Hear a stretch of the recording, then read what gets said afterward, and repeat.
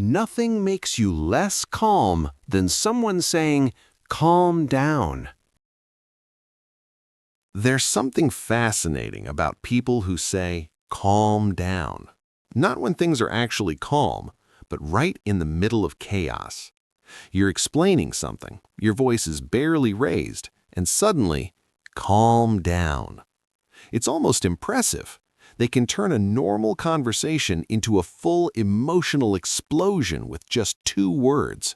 Because the moment someone says calm down, you instantly feel less calm.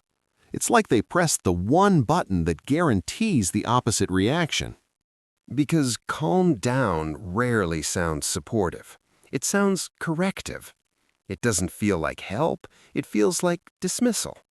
You weren't screaming, you weren't attacking, you were explaining. But somehow your emotion became the problem. And that's the magic trick. The conversation shifts from what you said to how you said it. Now you're defending your tone instead of your point, and the original issue? Gone. Sometimes calm down isn't about calming anyone. It's about control.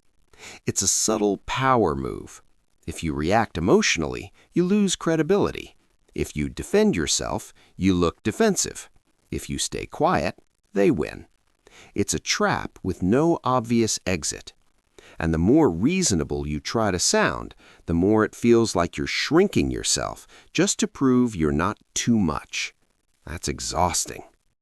But here's the irony. The people who say calm down are often the least calm in the room. They feel uncomfortable with emotion, so they try to regulate yours. Not because you're out of control, but because your reaction challenges them. And instead of addressing the issue, they manage the atmosphere, which sounds mature, but usually isn't. The truth is, emotion isn't instability. It's information. If something frustrates you, there's usually a reason behind it. Being expressive doesn't mean you're dramatic. It means you're aware. And when someone tells you to calm down, what they're often asking is for you to become smaller, quieter, easier to manage. But real calm doesn't come from suppression. It comes from understanding what you feel and choosing how to respond without abandoning yourself.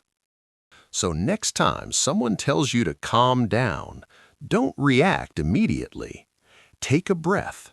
Notice what's actually happening. Are you losing control, or are they uncomfortable with your honesty?